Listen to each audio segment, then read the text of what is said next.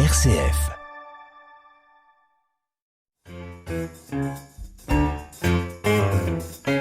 Bonjour à toutes et bonjour à tous.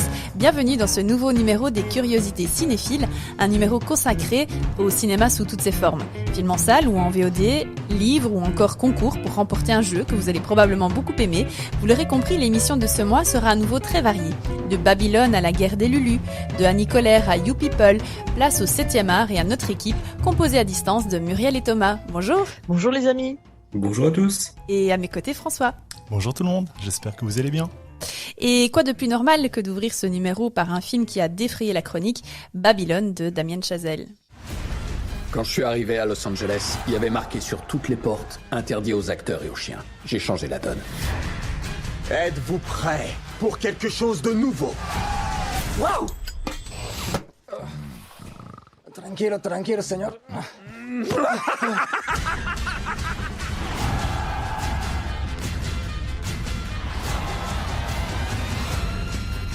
Vous savez ce qu'on doit faire? On doit casser les codes. Coucher nos rêves sur la pellicule pour qu'ils entrent dans l'histoire. Qu'on puisse regarder l'écran et se dire « Eureka! Je suis plus tout seul ». Babylone que François a adoré et que Thomas et Muriel ont apprécié. Oui, mais on parle tout de même d'une véritable fresque onirique. Donc c'est pour moi une vraie pépite de Damien Chazelle, puisqu'il pousse tous les curseurs pour nous conter l'histoire du cinéma. Et illustre le choc brutal qui est provoqué par le passage en fait du cinéma muet au parlant. Alors je parle de choc, ça a été à l'époque à la fois un choc pour les spectateurs d'un point de vue technologique, et ça on y reviendra parce que c'est assez fascinant, mais aussi pour les acteurs issus du muet. Donc on est dans les années 20 et certains d'entre eux n'ont pas su en fait malgré leur envie profonde de suivre cette révolution. Donc vraiment c'est un film haut en couleur, magnifique, à mes yeux donc un véritable coup de cœur, ça tu l'as annoncé tout à l'heure, qui pourrait devenir le film de l'année ou du moins figurer dans le panthéon des films d'une année 2023 qui commence sur les chapeaux de roue. Et quand on évoquera les raisons, on s'apercevra très vite qu'elles sont très nombreuses. Moi c'est le Chazelle que j'ai le moins aimé jusqu'ici.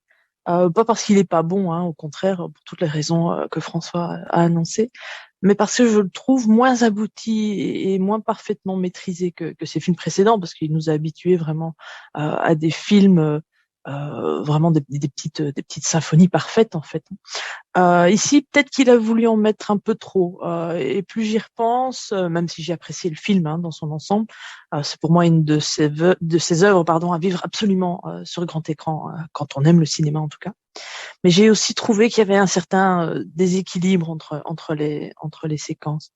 Évidemment, c'est une affaire de goût. Par exemple, moi, je trouve qu'il passe un peu trop de temps à montrer en détail bien frontaux la déchéance et les perversions du monde du fric. À titre personnel, je préfère le suggérer à la monstration. Par exemple, toute la séquence avec Tobey Maguire, pour moi, c'est un peu too much, quoi. Je pense qu'on avait déjà bien compris où Chazelle voulait en venir. Derrière les paillettes se cache le monstrueux. Peut-être pas la peine d'en faire un tel étalage. Et puis, si vous avez vu la mini-série Hollywood de Ryan Murphy sur Netflix, on y voit forcément beaucoup de points communs. Ça, c'est pour les petites choses qui, moi, m'ont un peu dérangé. Après, je trouve que le film réussit parfaitement son sujet. Il balaye tout ce qui constitue l'industrie du cinéma à Hollywood depuis sa création, et puis finalement qui a très peu changé depuis. C'est ça qui fait peur. On y voit du sexisme, du racisme, on y parle de possession, de pouvoir absolu. Et puis j'ai beaucoup apprécié les personnages secondaires finalement, et le traitement des personnages secondaires, les personnages fictifs mais inspirés de vraies personnes, comme le musicien de jazz et l'actrice sino-américaine qui est calquée sur Anna May Wong, qui a vu sa carrière américaine bloquée en partie à cause du fameux code Hays qui interdisait à l'écran les relations intimes entre ethnies différentes. Je trouve que là, dans ce traitement-là, on retrouve vraiment le Chazelle des beaux jours. Et pour rebondir sur ce que tu dis, Muriel, effectivement, les personnages sont extrêmement bien travaillés. Certains sont très attachants. Moi, j'ai un gros coup de cœur pour Brad Pitt, et à mes yeux, c'est peut-être même son meilleur rôle. Il m'a touché.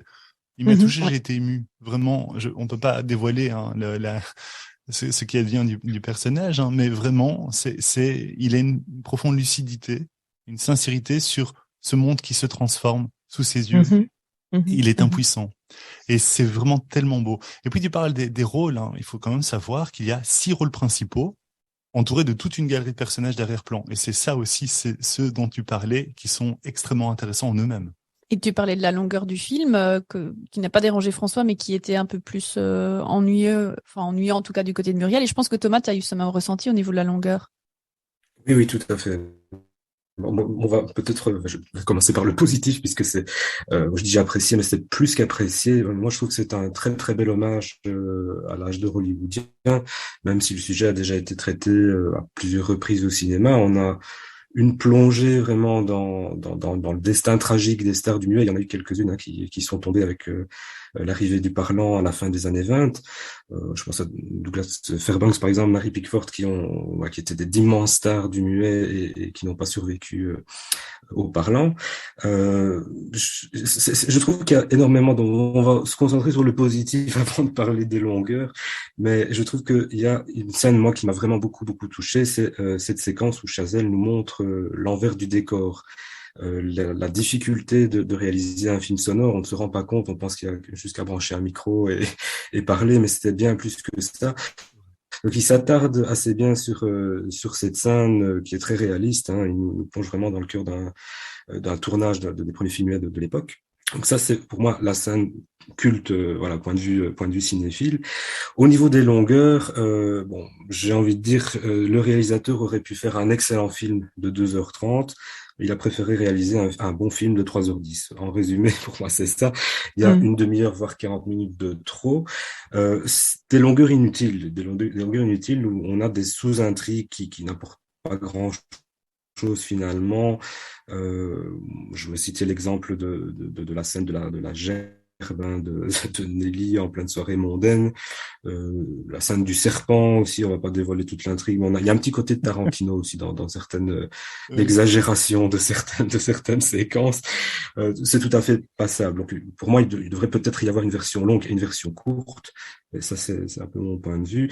Dans ce qui m'a dérangé au niveau des longueurs aussi, c'est sur la fin, on assiste à un pot pourri d'images très intéressantes, hein, si on se positionne du point de vue cinéphile, mais qui peuvent être un peu ennuyeuses pour le grand public. Des images qui n'ont pas beaucoup d'intérêt, un espèce de cabinet de curiosité cinéphile, voilà, un peu too much. On sent qu'il a voulu se faire plaisir. Voilà, il y a peut-être pas eu un bon compromis au niveau du montage du film. Un film qui doit, comme disait François, sa réussite, il y a Brad Pitt évidemment qui est excellent dans ce film, qui symbolise, qui synthétise un peu différents acteurs de l'époque, hein. Je parlais de Fairbanks, il y a un petit côté Fairbanks, il y a un petit côté de look à la Clark Gable aussi, on peut voir ça comme ça. Donc un personnage qui est très puissant, on sent qu'il est bien assis sur son trône, hein, de vedette muette, et puis on assiste à sa chute vertigineuse. On va pas dévoiler la fin, mais c'est vraiment ça, mais toujours avec classe, hein, comme le soulignait François. C'est un personnage qui a la tête sur les épaules, et voilà, il assiste impuissant à cette transition dont il n'est finalement pas l'acteur principal. Et puis on a des personnages secondaires, et alors j'ai beaucoup aimé le personnage de Manuel, qui est un immigré mexicain, qui est un homme à tout faire, hein, dans un studio, qui rêve de participer plus activement à un tournage. Et sans dévoiler encore une fois la fin du film, il y a quand même dans le final de ce film une scène qui m'a un peu rappelé par moments Cinéma Paradiso. Je pense que vous connaissez, ou vous avez peut-être entendu parler de ce film de Giuseppe Tornatore, où on a un passionné de cinéma qui revient sur les terres de ses souvenirs avec beaucoup de nostalgie, beaucoup d'émotions. Moi, j'ai ressenti quand même pas mal d'émotions, hein, même si c'est pas un film qui est chargé en émotions. Il y a quand même quelques séquences assez touchantes. Très bon film, voilà, donc je résumais ça comme ça, très bon film, mais qui aurait peut-être gagné en intérêt, qui aurait peut-être pu se glisser au rang des excellents films s'il n'avait pas été aussi long. C'est mon avis personnel. Oui, c'est vrai que c'est un peu ça. J'ai vraiment bien aimé sur le coup, et puis après, en y réfléchissant dans les jours suivants, je me suis dit effectivement, il y a de très très beaux moments dans le film, des images mémorables qui vont rester. C'est déjà un grand exploit en soi. Mais mon cœur n'a pas été touché comme il aurait pu l'être au vu du sujet qui me passionne. Mais ouais, j'en oublierai peut-être ses défauts avec le temps pour n'en garder que le meilleur en mémoire. Et puis ne pas oublier non plus, moi je trouve que Margot Robbie est absolument magnifique dans le film.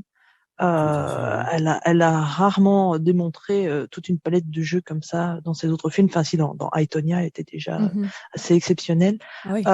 Et pour moi, c'est incompréhensible qu'elle ne soit même pas nommée à l'Oscar de la meilleure actrice cette année, quoi. C'est vraiment, c'est vraiment un truc que je peux pas comprendre. Ça, elle est vraiment avec Brad Pitt et le jeune. Là, c'est vrai que je ne connaissais pas cet acteur mexicain, Diego Calva. Ils sont vraiment le trio qui tient le film, quoi.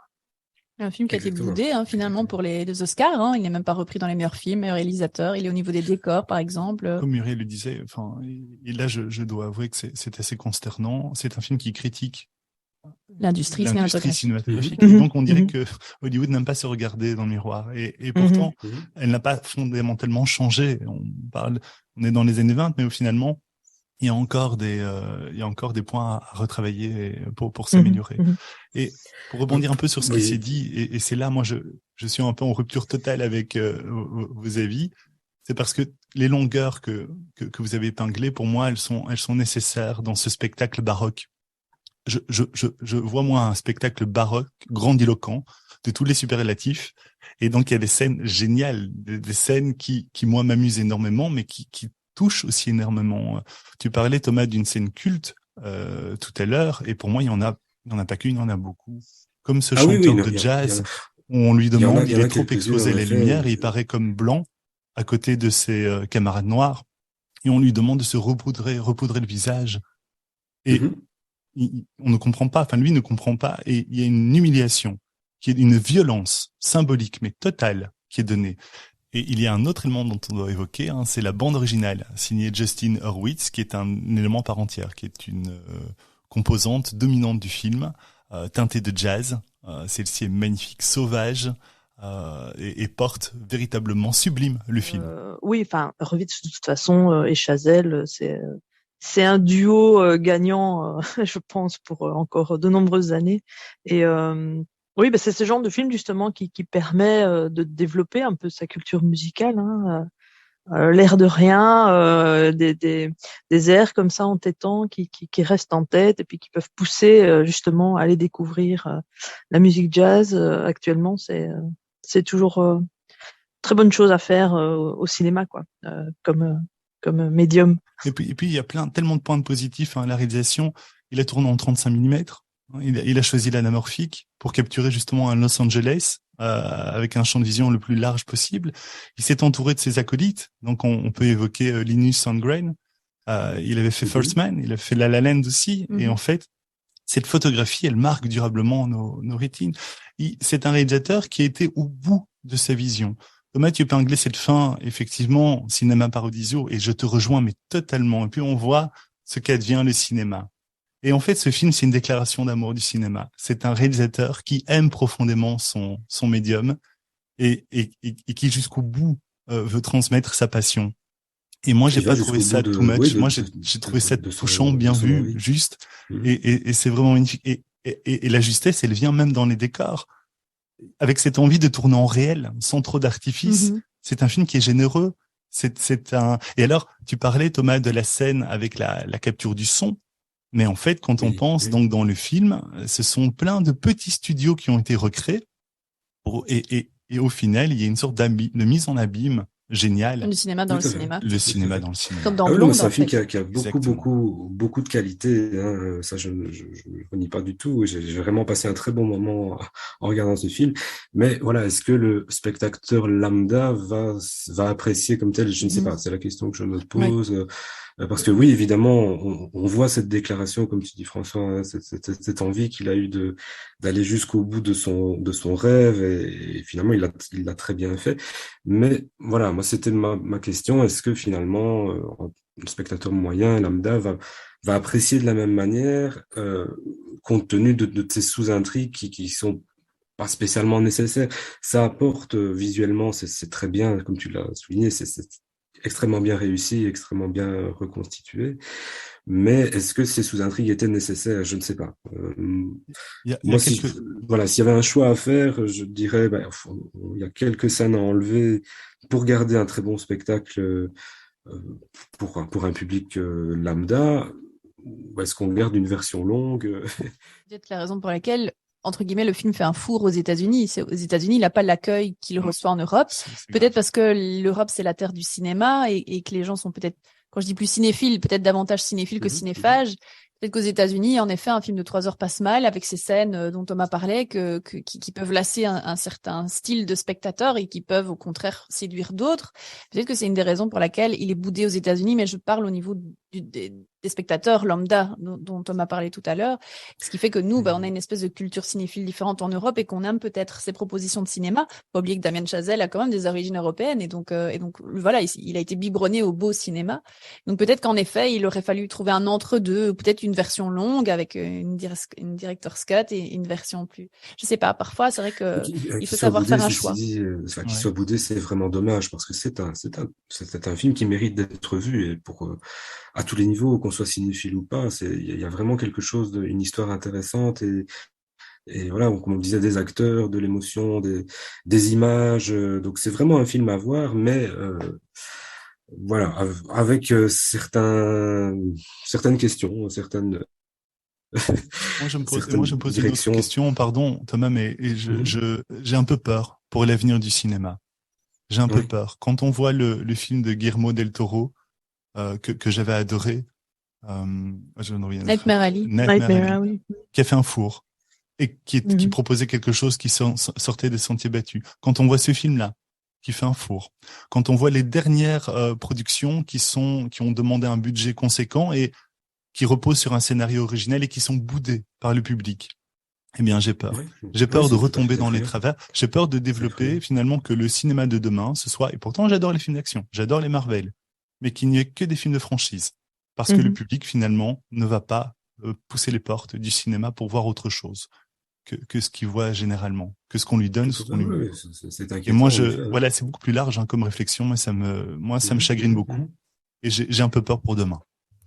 Et si vous êtes déçus de ne pas retrouver Babylone dans la grande liste des prétendants aux Oscars, de mon côté, c'est Annie Colère qui est boudée par les Césars, que je trouve dommage de ne pas avoir mis en avant. Un film nécessaire qui parle d'un sujet encore de haute actualité. Un film dont je vous propose de parler quelques instants. Noyé de bleu sous le ciel grec, un bateau, 2 bateaux, 3 bateaux s'en vont chantant. Griffant le ciel à coups de bec, un oiseau, 2 oiseaux, 3 oiseaux font du beau temps. Le but de notre action, c'est de dire haut et fort que les femmes avortent. Comment tu t'appelles? Annie. J'ai 2 enfants. Est-ce que t'as déjà avorté? Une fois. C'était avec quoi? Des aiguilles à tricoter. Tu veux le garder, c'est ça? Mon mari dit que c'est pas possible.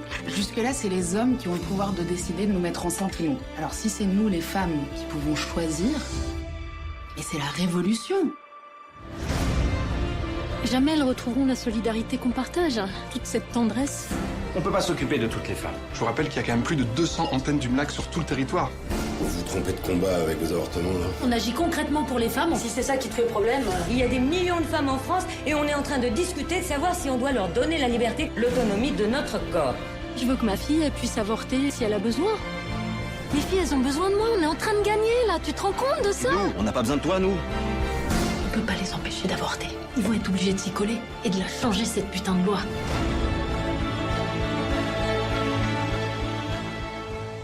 Alors Annie Colère, c'est bien sûr un film porté par la rayonnante Laure Calamy, qui est de tous les plans et qui crève l'écran de ce nouveau film Annie Colère, donc de Blandine Lenoir. Un film qui dresse le portrait de femmes qui ont décidé de s'engager pour permettre, dans les années 70, à celles qui ne souhaitent pas mener à bien leur grossesse, de pouvoir les interrompre sans être jugées par la société bien pensante. Alors, Blandine Lenoir nous a habitués à des films qui nous permettaient de voir de beaux portraits de femmes. Je pense à Zouzou ou encore Aurore Tabor, qui était portée par Agnès Jaoui. C'est un film qui continue dans la lignée de ces beaux portraits de femmes et qui nous permettent justement de voir que dans la société actuelle, les personnes qu'on ne voit pas toujours méritent d'être entendues et d'être soutenues. Comme je vous l'ai dit, on se trouve à la fin des années 70. Mai 68 n'a pas changé grand-chose dans les mentalités, malgré ce que l'on peut penser. C'est un film qui fait un peu penser à Call Jane de Phyllis Nagy, qui était sorti le 30 novembre dernier et qui prend en effet la même thématique d'association associations de femmes qui, dans la clandestinité, vont permettre aux femmes d'avorter dans des conditions sanitaires acceptables, puisque on sait que lorsqu'on est prête à interrompre sa grossesse, on est capable d'accepter n'importe quoi, en tout cas à cette époque. Ici, Annie Colère met en lumière le combat de femmes françaises, donc cette fois, qui veulent devenir maîtresses de leur corps, de leur acte et de leurs décisions, et qui sont tenues par des bénévoles qui œuvrent au sein de la MLAC, des oreilles attentives, des bras qui portent, des sourires qui font espérer, bref, des femmes qui ne jugent jamais les raisons pour lesquelles elles se rencontrent. Alors, c'est une association qui a réellement existé, qui était constituée de médecins, d'infirmières, de gynécologues et qui, dans l'ombre de chambres chez des particuliers, utilisait une méthode, la méthode Karman, que je ne connaissais pas, qui permettait donc d'interrompre une grossesse en aspirant en fait le fœtus qui était accroché jusqu'à une certaine période. Je pense que c'est 8 mois ou 8 semaines ou 12 semaines de grossesse. Au-delà de ça, elle devait se rendre aux Pays-Bas pour subir des interventions. Et donc cette association, la MLAC, permettait soit de commettre l'avortement lorsqu'il était encore possible en France, ou de financer le voyage de ces femmes vers les Pays-Bas. Alors, au-delà de la thématique qui est encore nécessaire, puisqu'on sait qu'aux États-Unis on rétropédale dans la thématique, ce que j'ai apprécié de Annie Colère, c'est qu'il est composé d'un casting exceptionnel. Laure Calamy, bien sûr, qui est là pour le coup dans un rôle beaucoup plus tragique, qui lui va vraiment comme un gant. On retrouve aussi India Air, Rita Ora ou encore Rosemary Stanley. Bref, pour moi, c'est un film qui aurait mérité d'être au César, tout simplement pour son scénario déjà, scénario original, pour son casting incroyable, époustouflant, mais aussi pour tout ce qui était reconstitution des années 70, des décors, des costumes, des voitures. Enfin, objectivement, je ne comprends pas comment ce film, qui a reçu un bon accueil critique et public en France, ne figure pas dans les prétendants des précieuses statuettes françaises. Alors peut-être que, en effet, on assiste davantage à du copinage. C'est vrai, quand on voit la liste des Césars actuels, on se demande comment Blandine Lenoir n'a pas sa place parmi les concurrents. Et pour moi, c'est vraiment une désolation, parce que c'est un film nécessaire, comme je l'ai déjà dit, qui dure 2 heures certes, mais qui ne s'en font jamais ressentir. Et pour moi, c'est un sujet indispensable, qui a été parfaitement réalisé, joliment interprété, bref, qui se valait aussi extrêmement pédagogique et humain. Et voilà, pour moi, c'était non pas un coup de cœur, mais un film du mois de janvier qui méritait d'être remis un peu sur le devant de la scène. Il est encore dans les salles du pays, et donc vraiment, je vous invite à aller le rattraper dans les salles si vous pouvez, ou peut-être aussi à l'occasion d'une sortie VOD ou DVD. Donc Annie Colère de Blandine Lenoir, avec entre autres Laure Calamy. Et parce que nous aimons mettre en lumière un film, une adaptation, un travail dans nos émissions mensuelles, le dossier du jour est consacré à La Guerre des Lulus, le film de Yann Samuel, adapté de la bande dessinée du même nom. Une bande dessinée parue aux éditions Casterman, qui elle-même a trouvé un autre format, c'est assez original, en celui d'un petit roman destiné aux jeunes. Alors, si le matériau de base, pour moi, n'a pas toujours été respecté par le réalisateur de Jeux d'enfants ou encore La Guerre des boutons, on peut dire qu'on a trouvé dans cette lecture propre pas mal de choix payants et une jolie réalisation. Bienvenue à Valencourt, Ludwig. Je suis l'abbé Turpin. Et voici votre instituteur, monsieur Letellier. Ludwig sera votre nouveau camarade. Je compte sur vous pour lui faire un bon accueil. Tu vas te faire plein de nouveaux amis. Lucas. Lucien. Luigi. Et Ludwig. Des frères. Les Lulus. Tournez-moi, les gars! Ils m'oublient tout le temps. Tu as déjà goûté au vin de messe? Et pas qu'une fois. Mais c'est pas correct de boire le vin de messe. Qu'est-ce que tu crois? Que le ciel va nous tomber dessus? Je vous l'avais dit, personne m'écoute jamais. L'orphelinat, il a été évacué. Et le village aussi. On est en guerre. On est tout seul maintenant. On n'est pas seul, Luc, on est ensemble. Vous parlez français? Mais oui, on parle français. On veut savoir qui tu es? Moi, c'est Luce. Ça fait de moi une Lulu. Bah... Non. Faut qu'on s'organise. Faut où aller, où dormir. Les Allemands sont partout dans le village. Faut qu'on aille en Suisse. Y a pas la guerre là-bas. Moi, c'est Moussa, grand pourfendeur des éléphants. On a marché jusqu'en Afrique. Réveillez-vous, c'est pas un conte de fées, c'est la guerre! Ce sont des enfants. Je vais les guider.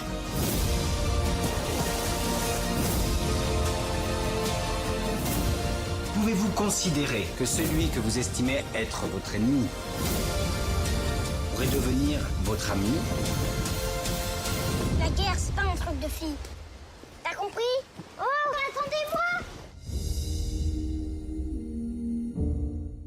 Alors la guerre des Lulus, ça nous raconte l'histoire de 5 orphelins, 4 garçons et une jeune fille, Luce, qui vient les rejoindre dans une aventure. Une bande de joyeux compagnons qui au départ vit dans la naïveté de l'enfance, avec les douleurs liées à un passé un peu flou, sans figure paternelle et maternelle forte. Des enfants qui se retrouvent seuls après l'invasion d'Allemands dans leur petit village du nord-est de la France. Ça, c'est dans la bande dessinée. Pour le film, ça se trouve plutôt en Picardie, je pense, plutôt dans le nord-ouest pour le coup. Alors, c'est une bande, hein, comme je l'ai dit, de petits gamins très attachants qui vont évoluer mais dans le village de Valencourt, qui a été donc abîmé par les bombardements de la guerre et où ils vont devoir subsister au péril de leur vie. Alors, ici, Yann Samuel a décidé pour les besoins du film de rajouter des protagonistes qui ne sont absolument pas présents dans la bande dessinée et qui sont incarnés par des guests qui font que peut-être ça va attirer pas mal de spectateurs. Je pense à Didier Bourdon, par exemple, Ahmed Silla, Alex Lutz ou Isabelle Carré, des adultes en fait qui vont encadrer ces enfants du mieux qu'ils peuvent, mais qui ne vont être que de passage dans leur vie relativement précaire. Les héros du film restant en effet ces fameux Lulu, donc Ludwig, Luca, Lucien et Luigi, des orphelins qui se retrouvent donc seuls dans un lieu de vie voué à eux-mêmes, à essayer d'aller chaparder des petites choses à gauche, à droite pour leur survie. Alors si l'histoire de leur rencontre a changé par rapport au matériau de base, Yann Samuel a vraiment décidé de contextualiser les choses beaucoup plus. Moi j'ai trouvé qu'il y avait aussi de nombreuses libertés qui ont été prises et elles sont trop nombreuses pour que je les aborde ici. Je peux quand même dire que ce film familial sur fond de Première Guerre fonctionne plutôt bien à l'écran. Un petit peu déçu par rapport à la bande dessinée si on regarde les choses en ce sens-là, bande dessinée adaptée au cinéma. Maintenant, je pense que les personnes qui sont vierges de tout apprécieront probablement le spectacle et trouveront, à mon sens, un joli prolongement dans la saga de bande dessinée qui a été proposée par Casterman. Et c'est d'ailleurs de ça dont nous avons parlé avec Yann Samuel et Mathis Gros, alias Luigi dans le film, 2 représentants de cette guerre des Lulus version ciné que j'ai pu interviewer à distance il y a quelques semaines et je vous propose d'écouter. Yann Samuel, Mathis Gros, bonjour. Bonjour. Merci d'être avec nous pour parler de ce film La guerre des Lulus, un film qui sera en salle le 18 janvier chez nous. Alors ce film, il est issu d'une bande dessinée, La guerre des Lulus, donc il porte le même titre, une édition qui est parue chez Casterman, mais on peut noter de grandes différences finalement avec la bande dessinée. Vous avez décidé, Yann Samuel, d'apporter quelque part une noirceur peut-être un peu plus soutenue que dans la bande dessinée.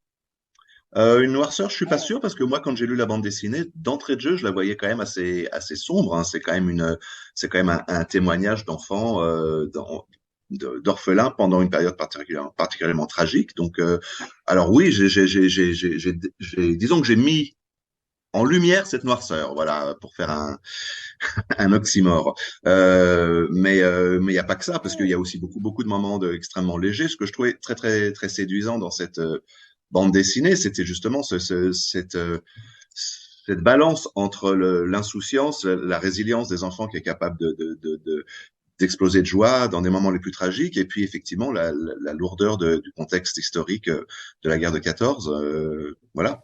Vous montrez beaucoup de choses grâce aux effets spéciaux. Je parle par exemple aux dégâts qui ont lieu sur l'abbaye ou notamment sur le village qui jouxte le lieu de départ de l'intrigue.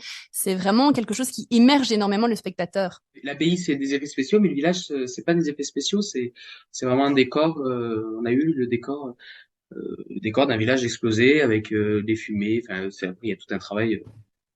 Oui. C'est-à-dire que moi, je voulais vraiment que mes acteurs soient en immersion. Donc, on a très très peu recours à des effets spéciaux de post-production. Effectivement, le toit de l'abbaye qui explose, oui. Mais toutes les autres explosions, par exemple, dans ce plan-là, qui sont autour des enfants, étaient là réellement. Tout ce qui se passe pendant le film était vraiment filmé en réel. On n'avait fait appel à aucun écran vert ou aucune astuce de mise en scène.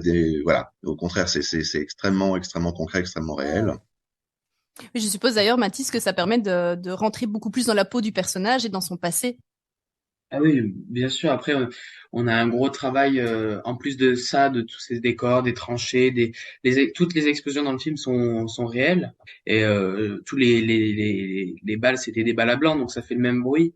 Et en amont du film, on a eu un gros travail de découpage, du scénario, de lecture, de d'improvisation pour connaître son personnage. On a écrit ce qui aurait pu se passer dans la vie de notre personnage avant le début du scénario, quoi, ce qu'on ne voit pas dans le film. Et donc tout ça, plus les décors, ça a permis de rentrer plus facilement dans nos personnages que si on était sur fond vert. La scène des tranchées est particulièrement prenante, notamment là, on est vraiment au plus près, on est toujours à hauteur des yeux d'enfant, quelle que soit la scène du film. Et celle-là, en particulier, on découvre vraiment l'horreur de la guerre d'une façon très particulière. Oui, bah c'était une volonté, c'est-à-dire que le film s'appelle La guerre des Lulus, donc les Lulus, on les développe pendant tout le film, et la guerre, fallait qu'elle soit présente. Moi, je voulais vraiment que ce soit un genre de conte avec des personnages tutélaires qui accompagnent les enfants, qui sont une maman de substitution, un papa de substitution, un grand frère, un grand-père, etc. Mais que la guerre aussi soit réellement un personnage incarné, que ce soit une espèce d'ogre qui est sur les talons de ses enfants.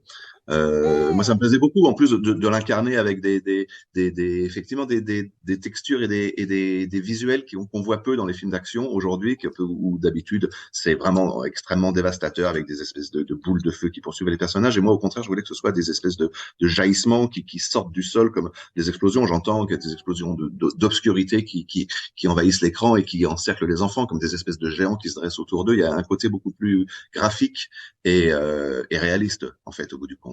Mmh. Peut-être que ça s'est marqué davantage parce que vous avez vous-même un passé d'illustrateur. Ah, ça peut jouer, effectivement.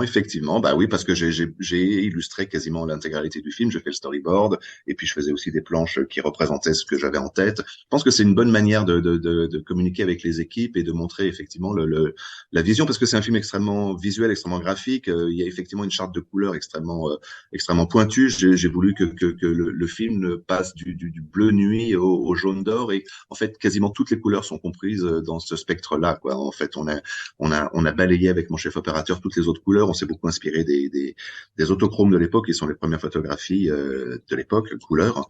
Et donc on en est arrivé à ces deux pôles. Pour moi, le bleu nuit représentait l'anonymat de l'orphelinat, l'institution, la lourdeur, l'encre aussi des écoles, et puis le jaune d'or qui représente l'aventure, l'inconnu, mais aussi les feux de la guerre. Et donc tout est compris dans cette gamme de couleurs, et visuellement le film aussi, au niveau des cadrages, au niveau des choix, du fait que c'est adapté d'une bande dessinée et que moi-même j'ai un passé illustrateur, effectivement, il est extrêmement contenu et graphique. Ouais. Mmh. C'est quelque chose qu'on retrouve énormément dans votre cinéma, c'est-à-dire, je pense par exemple à La Guerre des boutons ou encore Jeux d'enfants, c'était très marqué, votre premier long métrage. Vous attachez une grande importance à la photographie, à la lumière et aux couleurs, et c'est vraiment votre patte à vous. On sait qu'on est dans le cinéma de Yann Samuel quand on regarde le film. Ah bah écoutez, ça me fait très plaisir, parce qu'effectivement, moi j'essaye je parle pas du restant du cinéma, mais c'est vrai que quand je prends en charge un film, je me dis je vais faire un film de cinéma qui ne peut être vu que sur un grand écran, enfin pas que, mais avant tout sur un grand écran, un vrai film de cinéma qui porte avec du souffle, avec de l'ambition, et voilà, effectivement. Et souvent, j'attribue une ou deux couleurs à chaque film et qui vont les tenir. Effectivement, le Jeu d'enfant, on était dans le rouge et dans le jaune vert. Effectivement, La Guerre des boutons, on était dans le brun et le vert tendre. Fantôme de Canterville, on était dans les violets, et ainsi de suite. À chaque fois, j'essaye effectivement de donner une direction visuelle et graphique. Ouais. On parlait de la guerre des Lulus. Les Lulus, ce sont forcément ses enfants, Lucas, Ludwig, qui est le petit garçon par lequel on entre dans l'intrigue. On a aussi Luigi, qui est incarné donc par Matisse. Luigi, qui a un petit côté choco, quelque part, des Goonies. J'ai retrouvé un peu cette joyeuse bande et ces caractéristiques-là. Ouais, il est... Luigi, ça fait longtemps que j'ai pas vu les Goonies, c'est un film que j'adore, que j'adorais quand j'étais petit, mais c'est vrai qu'il y a peut-être que ça influe aussi sur la façon dont j'ai vu Luigi, mais déjà j'ai pas lu les BD avant le tournage, parce qu'on me l'a pas Yann, mais notre coach me l'a déconseillé pour pas que je prenne le personnage de Luigi dans la BD et que je recopie tout ce qu'il fait. Après, c'est vrai que j'ai apporté dans la BD. Dans la BD, il est beaucoup plus bourru, beaucoup plus ours que dans le film. Et dans le film, j'ai apporté peut-être quelque chose de moi-même, un peu plus bienveillant avec les plus petits, avec les plus jeunes. Et Luigi, je le voyais, moi je l'ai vu comme un ours, mais un ours en guimauve. C'est une coque dure, mais un cœur tendre. Et je pense qu'il a besoin d'amour et il a besoin de protéger parce qu'il se sent pas en sécurité lui-même. Il y a énormément de figures maternelles et paternelles qui viennent comme ça ponctuer l'histoire des Lulu. Je pense notamment à l'instituteur qui est incarné par Lex Lutz ou la sorcière par Isabelle Carré.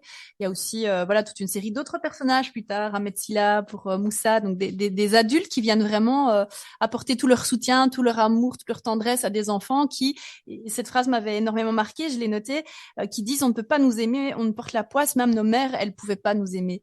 C'est quelque chose de très tragique et de bouleversant. Ça arrive à un moment, effectivement, particulièrement tragique, et c'est un des enfants, effectivement, qui se dit, mais pourquoi tout le monde nous abandonne, ou pourquoi tout le monde meurt autour de nous, sauf nous, et qu'il en arrive à se dire, c'est nous, on est que de la poisse, quoi. Ouais, c'est terrible.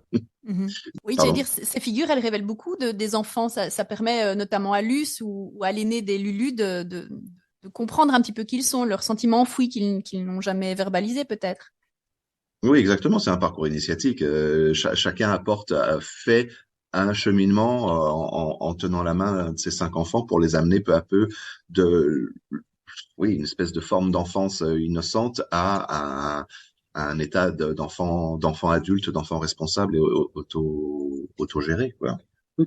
On grandit au début du film, on a cette innocence qui est flagrante parce qu'on a une éducation, on est 4 garçons, on est dans un orphelinat, c'est une éducation très impersonnelle, on n'a pas quelqu'un qui va venir nous indiquer un chemin, nous dire tu vas voir la vie comme ça, il faut être courageux dans ces moments-là, il faut faire ci, voilà, c'est une éducation très partielle. Et on le voit quand on rencontre pour la première fois une femme, une fille, c'est des choses qu'on découvre et à force on grandit. Après on découvre la guerre, on découvre les bonnes choses de la vie, on découvre la liberté, on découvre. Vous découvrez vous-même aussi. On se découvre nous-mêmes, on repousse nos limites, on rencontre des gens avec qui on s'attache, des gens qu'on aime, qu'on doit quitter parce qu'on a un objectif. Qui est la Suisse, et donc voilà, ça crée, on grandit, et je pense que même nous en tant que comédiens, en dehors du tournage, quand on vit tout ça, et en plus chronologiquement, on grandit en même temps que nos personnages. L'autre chose aussi à noter, c'est qu'on a tourné dans l'ordre du tournage, enfin dans l'ordre du film. On a tout a été chronologique. C'était pour moi un prérequis, quoi. Il fallait vraiment que les enfants en particulier franchissent chacune des étapes initiatiques qu'il y a dans le film et qui crée cette complicité, qui crée cet humour aussi, qui dégage, et puis les moments de tristesse, et puis quand arrivait un acteur adulte qui les accompagnait pendant quelques jours, une semaine, 2 semaines, et qui partait, que d'un seul coup on avait le manque et le vide de l'absence, quoi. Et tout ça a beaucoup contribué aussi, je pense. Je pense que ça joue dans le film notre évolution ensemble. Je pense qu'elle est là, elle est présente, et c'est aussi peut-être pour ça que le public s'attache plus facilement à un groupe de personnes quand eux-mêmes sont attachés les uns les autres. C'est des vrais sentiments et pas de l'invention. Mais c'est aussi quelque part quelque chose de récurrent dans votre cinéma, Yann Samuel. C'est-à-dire que vous prenez toujours des sujets qui peuvent paraître enfantins, familiaux, et finalement, c'est par ce prisme de l'enfance que vous abordez des sujets graves. Là, une fois encore, avec un côté historique en plus. Donc, c'est quelque chose de entre guillemets redondant dans votre cinéma, mais ça nous permet à chaque fois de parler à notre cœur d'enfant qui est toujours enfoui parce que les adultes sont des enfants qui grandissent. Je suppose que c'est parce que vous-même, vous êtes un grand enfant et que c'est important pour vous d'évoquer ça. Oui, alors je fais beaucoup de films avec des enfants. J'ai pas l'impression de faire des films sur l'enfance. J'ai pas l'impression de faire des films sur l'enfance, mais plus des films sur la transmission, sur le regard de l'enfant vers l'adulte et de l'adulte vers l'enfant. Parce que au bout du compte, mon métier, au bout du compte, c'est de faire une thérapie sur grand écran. Or, le sens d'une thérapie, c'est de tendre la main à l'enfant intérieur. Donc, effectivement, est-ce que moi, adulte, je suis encore est-ce que j'ai tenu mes promesses d'enfant? Est-ce que l'enfant qui est au fond de moi est fier de l'adulte que je suis devenu? Et quel est le rapport? Quelle est l'image et même si c'est pas les mêmes personnages, parce que dans certains de mes films, c'est les mêmes personnages qui grandissent, et d'autres, c'est des enfants qui regardent des adultes et qui se disent, mais est-ce que le monde qu'on m'offre, c'est celui que j'aurais bâti si je l'avais choisi? Et c'est aussi beaucoup ce qui me plaisait dans l'adaptation de cette bande dessinée, c'est que ces enfants qui sont orphelins au démarrage, n'ont qu'une seule possession, c'est un prénom. Ils ont rien d'autre. Ils ont pas de vêtements, ils ont rien. Tout appartient à l'institution. Et, au moment où on ouvre les portes de cet orphelinat, il découvre le monde et le monde est en train de s'autodétruire, c'est la guerre et le monde vers un amenuisement et il se réduit en miettes alors que ces enfants, eux, sont en pleine construction et j'aimais beaucoup ces deux chemins inversés avec ces enfants qui s'élèvent alors que le monde s'abaisse. Mais Mathis, ma dernière question, entre guillemets, elle va être pour toi. Si tu devais t'adresser aux spectateurs qui hésitent, quels seraient les arguments que tu pourrais, toi, avancer en disant, bon les gars, allez, franchement, La Guerre des Lulu, c'est le film à voir cette semaine? Très simplement, c'est déjà il y a plein de sens de lecture, donc à tout âge on peut s'amuser, on comprend des choses à tout âge, ces choses à soi, on peut s'identifier parce qu'il y a tellement de personnages différents avec des caractères différents, donc on peut s'identifier et c'est un côté éducatif, pas que sur la guerre, mais aussi dans le contexte de la guerre et tous ces gens autour de la guerre. Parce que c'est une grande aventure, on aussi entre rire et larmes, aussi en permanence. C'est quand même un grand film de cinéma. Quoi. Et très rythmé, on ne s'ennuie pas une seconde. Non. Quand les petites histoires rencontrent la grande, ça donne La Guerre des Lulu de Yann Samuel et de Mathis Gros qui étaient avec nous aujourd'hui. Un tout grand merci en tout cas à tous les deux. Merci. Côté VOD, nous vous proposons d'aborder deux petites nouveautés du catalogue Netflix. Pale Blue Eye, sorti le 6 janvier dernier, et You People, une comédie portée par Jonah Hill, David Duchovny et Eddie Murphy, disponible depuis une bonne semaine, mais on va commencer par aborder cette intrigue, donc Pale Blue Eye, que tu as vu, Muriel. Oui, donc il est à découvrir depuis le 6 janvier dans le catalogue Netflix. C'est l'adaptation d'un roman de Louise Bayard, sorti en 2003, une enquête policière mêlant personnages fictifs et vraie personnalité au sein de l'Académie militaire de West Point, la première du genre dans l'Amérique du 19e siècle, lieu historique s'il en est pour l'Amérique patriotique. Nous sommes en 1830. Le détective solitaire Augustus Lander est interprété par Christian Bale et il est appelé au plus fort de l'hiver à la suite d'un meurtre sur la base militaire. Là, il rencontre un cadet fort curieux qui va l'épauler dans son enquête macabre, puisque d'autres meurtres vont en effet survenir. Et ce cadet n'est nul autre que le futur poète et écrivain Edgar Allan Poe, joué ici par Harry Melling, que l'on a tous découvert enfant dans la saga Harry Potter, où il incarnait Dudley, le vil cousin de Harry, et que on l'a vu dernièrement dans la série Le Jeu de la Dame avec Anya Taylor-Joy. Oui, juste. Et puis voilà, donc le réalisateur c'est Scott Cooper, donc troisième collaboration avec Christian Bale après Les Brasiers de la colère et Hostile. Parmi les acteurs, on retrouve aussi Charlotte Gainsbourg dans un rôle presque anecdotique. Ne vous attendez pas à la voir beaucoup dans le film. Et Robert Duval aussi un petit rôle attendrissant. Il a passé 90 ans maintenant, je pense. Oui. Commissaire Landor, le cœur de Leroy Fry a été découpé de sa poitrine. Un psychopathe erre librement dans ces collines. Il étripe mes hommes impunément. L'homme que vous recherchez est un poète. 4e classe, Poe. Edgar Poe. C'est à peine s'ils savent que je suis à l'académie. Si ceci n'est pas une discussion, qu'est-ce donc? Une offre d'emploi pour vous. Vous devrez infiltrer discrètement les cadets. Une offre irrésistible.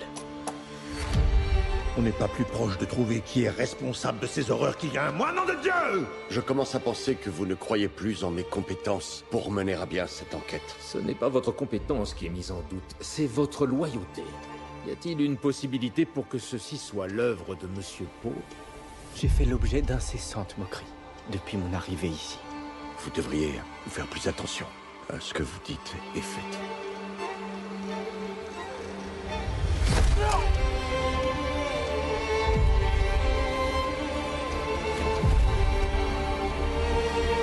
Si on a assez de patience, le suspect finit souvent par s'interroger lui-même.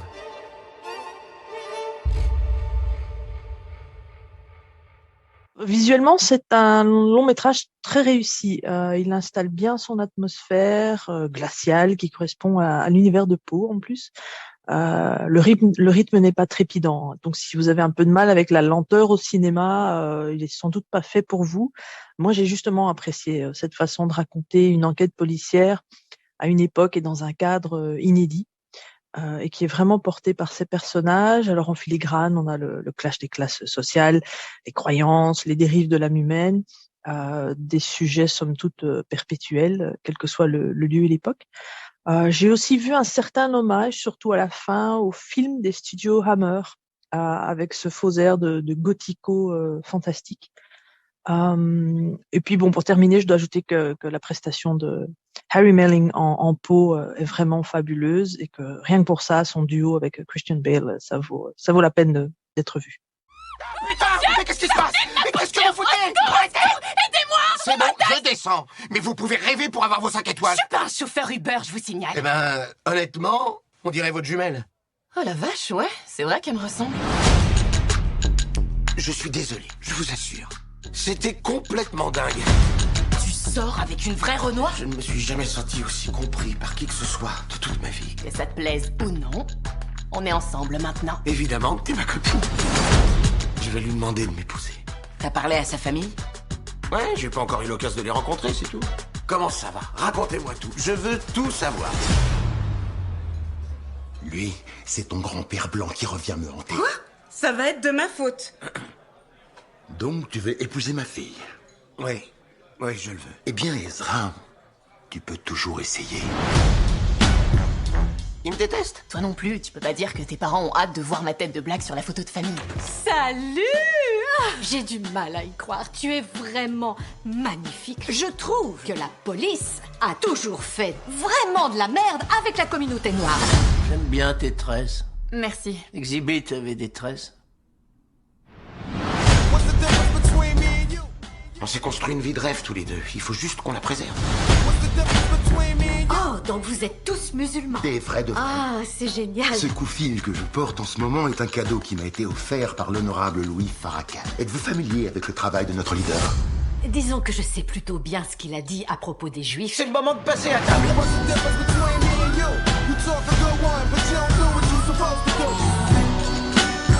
Ta famille, ma famille... Je crois que j'en ai pas la force. Vous savez, techniquement, ce sont les juifs les premiers esclaves. Vous comparez l'Holocauste à l'esclavage? Vous pouvez faire passer la purée par ici? Notre peuple est arrivé ici sans rien, comme tout le monde. Cette conversation commence vraiment à me mettre mal à l'aise. Je refuse de Est-ce qu'on sait où est passée la purée? On sait à quelle heure elle arrive ou pas? Ouais, c'est quoi son délire, cousin blanc? C'est moi, cousin blanc? C'est pas moi, en tout cas. Ok, c'est moi, cousin blanc. You People, c'est le premier film du scénariste Kenya Barris, qui sera tout bientôt manette du nouveau Magicien d'Oz, une comédie portée par Jonah Hill, co-scénariste ici du film, Lauren London, Julia Louis-Dreyfus, Eddie Murphy et David Duchovny. Alors, en sachant que Jonah Hill est derrière une partie de l'écriture du film, vous vous doutez déjà qu'on parle ici d'un film qui est plutôt léger, aux vannes parfois lourdes, parfois bien senties, une comédie grinçante qui joue sur les stéréotypes juifs, musulmans, interraciaux, car si le film se veut être une idée originale, j'ai pensé que c'était une espèce de mix entre Qu'est-ce qu'on a fait au bon Dieu et Mon beau-père et moi. Alors c'est parfois drôle, parfois affligeant. Le film a le mérite d'aborder des problèmes inhérents à la rencontre de belles familles conservatrices, mais aussi des difficultés d'être en couple mixte dans une société actuelle, et ce même après une série de libérations menées par des associations ou personnalités remarquables, des gens qui en général prônent le vivre ensemble plutôt que la crainte de l'autre. Oui, c'est un peu ce qu'on y trouve. Moi, j'étais un peu déçu par le film. J'ai pas trouvé ça très drôle en fait. Effectivement, il aborde des thèmes plutôt graves. Et d'ailleurs, c'est peut-être ma première déception, c'est de voir Eddie Murphy pour la première fois depuis très longtemps dans un rôle n'est pas comique du tout. Il est très sérieux, il est même autoritaire.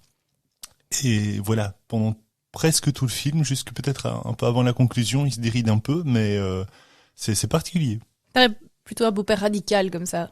Oui, mais il y avait des beaux-pères radicaux. Hein. On prend Mon beau-père et moi dans un genre, une comédie mais totalement différente avec un Robert De Niro qui cabotine, qui est drôle. Eddie Murphy n'est pas drôle du tout. Hein. Eddie Murphy est très sérieux, très, enfin voilà, c'est un donc musulman, très défenseur de la religion, de sa religion et finalement très peu tolérant. Qui voit d'un très mauvais œil l'arrivée d'un beau fils blanc au milieu de sa tribu noire. Voilà, et juif. Oui. Aussi, parce qu'il y a aussi un moment dans le film, il y a une sorte de conversation avec les origines, hein, donc l'esclavage. Et là, attention, esclavage des Juifs en Égypte. Est-il comparable à l'Holocauste Exactement. Est-ce qu'on peut comparer les deux? Est-ce qu'il y a un degré de souffrance, hein, ou y a-t-il un degré de comment dire, de dommages subis dans le temps, au fil du temps? Ben voilà, c'est un peu ça, mais c'est comment dire, c'est avancé de manière très très sérieuse, très grave, et il n'y a jamais rien qui vient désamorcer. Puisqu'il n'y a pas d'humour, justement, donc on attend. Voilà. C'est très sérieux. J'avoue que le seul intérêt du film, c'est de retrouver un casting hétéroclite et trop rare. On parlait par exemple Eddie Murphy. Pour ma part, j'avoue que j'ai un petit faible pour le jeu de David Duchovny, qui a déjà tendance ces derniers temps à accepter des projets un peu casse-gueule qui sont diffusés dans le catalogue Netflix. Je pense au Naufrage qui était de Bubble de Judd Apatow, dans lequel il sortait plus ou moins bien, plus ou moins grandi de son rôle et encore. Mais hormis le plaisir de retrouver ces deux acteurs et de rire de quelques vannes ou comiques de situation, You People se vaut largement dispensable. Alors vous allez me dire pourquoi en parler ? Justement parce qu'on a une autre actualité et vous savez que j'aime piocher ici et là dans quelques bonnes idées lecture des sorties en librairie et je vous conseille cette fois-ci un roman fantastique écrit par David Duchovny, un récit intitulé La Reine du pays sous la terre qui a fait son entrée dans le rayon de l'imaginaire des éditions Hachette. Alors ça peut paraître étonnant, mais il faut savoir que David Duchovny, c'est pas seulement un acteur de séries et de films. On se rappelle de lui en Fox Mulder dans X-Files ou Hank Moody dans Californication. C'est également un réalisateur. J'aime beaucoup son long métrage Le Prince de Greenwood Village. Je crois que je suis une des seules, mais c'est un beau film porté par les regrettés Anton Yelchin et Robin Williams. C'est aussi un compositeur et chanteur. Il a sorti 2 albums folk un peu très plaisants à entendre. Et c'est un écrivain. On ne le sait peut-être pas, mais si seul Oh la vache a été traduit en français jusqu'ici, les éditions Hachette nous font le très joli cadeau de nous offrir une traduction de La Reine du pays sous la terre, un livre qui est sorti il y a déjà près de 5 ans dans la langue de Shakespeare. Alors que raconte ce roman fantastique qui mêle mythologie, amour et fantaisie urbaine ? Eh bien, La Reine du pays sous la terre nous emmène à la rencontre de Emer et Ken, un couple new-yorkais qui évolue aussi bien dans les études du folklore et de la culture européenne que sous la terre, dans le métro. Et si leur amour semblait inébranlable, la rencontre de personnages fabuleux, parmi lesquels l'afro-américaine Anansi, qui semble ne pas être ce qu'elle est. Je veux parler de mythologie, vous allez comprendre ce que cache chacun des personnages en lisant ce livre. Alors il y a de l'humour, il y a de la pop culture, il y a des références internationales à plein de choses que l'on connaît. On décrit New York d'une façon sublime, où rien ne semble jamais figé et où tout continue à évoluer. Et La Reine du pays sous la terre est un roman surprenant, par moments déstabilisant, il faut le dire. Je trouve que l'écriture est particulièrement complexe, mais c'est un roman qui est ultra prenant. C'est une recommandation fantastique à découvrir chez Hachette, dans le rayon de l'imaginaire, je vous disais, où se côtoient aussi bien des auteurs contemporains que des grandes figures littéraires telles que Mary Shelley, que vous connaissez pour Frankenstein notamment. Et enfin, une fois n'est pas coutume, j'ai envie de terminer cette émission avec vous en vous proposant un petit jeu, un jeu qui est sorti il y a quelques mois déjà. Il s'intitule Haters Party. C'est un jeu d'ambiance qui a été créé par Anne, Géraldine et Nathalie. Un jeu qui dure une vingtaine de minutes où les participants s'affrontent en solo ou en groupe dans des manches constituées de différentes épreuves. Des épreuves sur quoi ? Comme son nom ne l'indique pas, sur des épreuves de cinéma. Alors parmi ces épreuves, il y a On ne voit rien, qui représente des personnages de films en version pixelisée. On comprend rien, qui fait disparaître les voyelles des titres de films. Donc par exemple, on a c'est Dickeneck. On a par exemple T'es qui toi, qui demande de retrouver le titre d'un métrage à partir du nom d'un de ses héros. Il y a des manches un petit peu plus costaudes quand même, par exemple Tabernacle, qui sont les traductions québécoises des films. On sait combien ils aiment les traduire de façon improbable. Qu'est-ce qu'il dit, qui propose une réplique pas piquée des verres. Il y en a Quinte potable. Alors là, c'est trouver l'intrus dans une liste de films, par exemple. Et enfin, il y a Haters, qui consiste à retrouver le titre du film à partir d'une critique, généralement négative. Alors, il y a plusieurs catégories, comme je vous l'ai dit, mais il y a plusieurs niveaux aussi. Niveau 1, 2 ou 3, forcément, chaque niveau devient plus complexe et plus difficile. Et le but du jeu, c'est quoi ? C'est d'obtenir 13 bonnes réponses, de piquer des petites épingles dans une Haters, qui est en fait une espèce de toute petite poupée, qui est représentée sur un carton. Et donc voilà, c'est assez fun. Et je vous propose d'ailleurs de tester un petit peu vos connaissances à travers 4 exemples. Oh là là. Oui, jouons. J'ai un niveau facile, un niveau médium et 2 niveaux plus compliqués. Alors pour la première, c'est justement Haters, donc un résumé, et vous allez devoir trouver le film qui est associé à ce résumé. C'est « Et ça se marie, ça se marie, ça se marie et ça se marie, mais se marier par contre, ils ont oublié ça, les British. » 4 mariages et un enterrement ? Ouais, 4 mariages et un enterrement. Pour par exemple Tabernacle, donc il faut retrouver le titre en français. L'indice que l'on a en québécois, c'est Brillantine. Grease. C'est Grease, en effet. Ah oui. Donc, il vaut, par exemple, 2 épingles. Alors, au niveau difficile, cette fois-ci, j'ai pas pris, on n'y voit rien parce que pour nos auditeurs, c'est un peu compliqué. Je vous propose un indice pourri. Et donc, l'indice pourri va, normalement vous aiguiller sur un film. L'indice pourri, c'est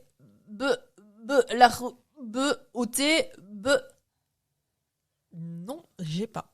On est dans du complexe, un niveau 3. Ah oui, je dois avouer. C'est le discours d'un roi. Ah oui. Waouh, ok. Oh là, ok. c'est méchant. Subtil. Et une petite dernière pour la route dans une autre catégorie, il y en a qu'un de potable. Alors c'est un niveau 3, mais je trouve qu'il est assez accessible pour vous en tout cas. Merci. L'indice, parce qu'il y a un indice, c'est Christopher Nolan. Il y a 5 films et dans ces 5, il y a un intrus. Parmi les 5, on a Tenet, Dunkerque, The Dark Knight Rises, Memento et Minority Report. Minority Report, qui n'est pas de Nolan, mais de Spielberg. Voilà, donc Haters Party a plein de petites cartes comme ça, c'est vraiment super fun. Il faut une certaine cinéphilie pour les niveaux 3, mais je pense que c'est assez abordable pour les autres. Puis quand on joue en équipe, c'est forcément beaucoup plus drôle. Donc Haters Party, je rappelle, il a été édité chez Heroes, vous connaissez notamment Hachette Heroes, mais là c'est Heroes Game. Et puis bonne nouvelle, parce que le Père Noël est passé il y a pas longtemps sous le sapin d'Écran Étoile, nous avons un exemplaire du jeu à vous faire gagner. Alors pour le remporter, c'est tout simple, il suffit de vous rendre sur la page concours d'Écran Étoile, donc écran-étoile en 3 mots.com. Vous répondez à 2 petites questions, vous attendez le tirage au sort et vous remporterez peut-être ce jeu. Alors jusqu'à quand ? Eh bien jusqu'à vendredi prochain 20h, vous pouvez prétendre à remporter un exemplaire du jeu et ainsi animer des soirées avec vos amis et peut-être votre famille cinéphile si elle l'est. Et moi je ne peux pas jouer, c'est bien dommage. On refera des parties ici si tu veux, Muriel.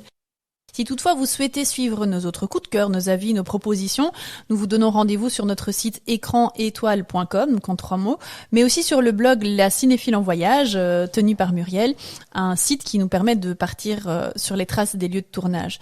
Nous vous donnons rendez-vous dans 1 mois pour d'autres suggestions ciné, et d'ici là, n'hésitez pas à vous rendre dans les salles et à faire le plein de films.